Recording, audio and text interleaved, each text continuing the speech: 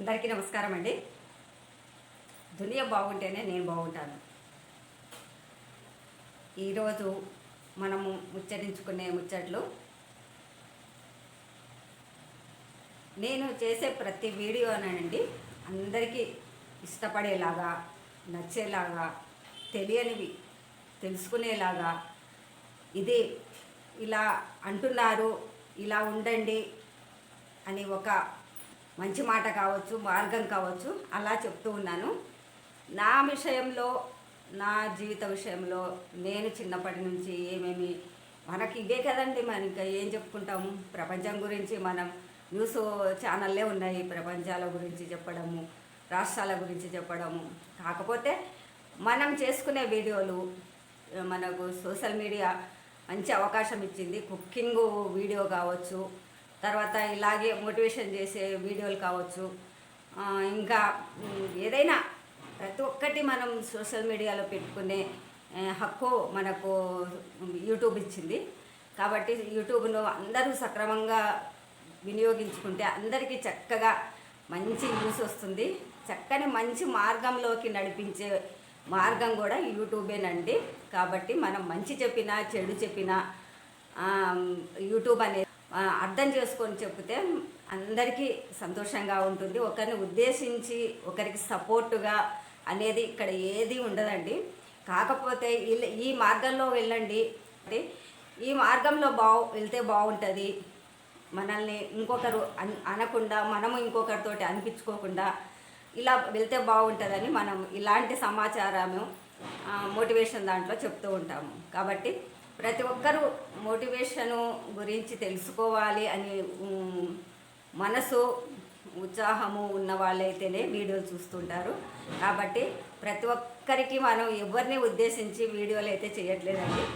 మన విషయాలు, మన సమాజంలో ఏం జరుగుతుంది, తర్వాత ఒక చిన్న పొరపాటు చేస్తే ఇలా వెళ్ళండి అనే మంచి మాటలే చెప్తాం కదా.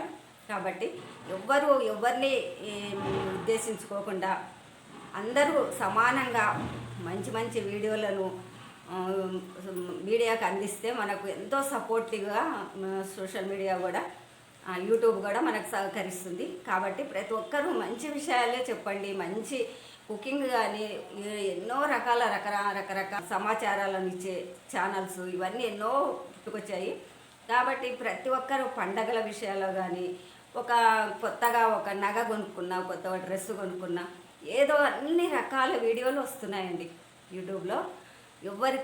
ఎవరికి ఏ రకంగా ఏ ఇష్టమో ఆ రకంగా ఒక్కటే కంటెంట్తో వీడియోలు అయితే చెయ్యాలి.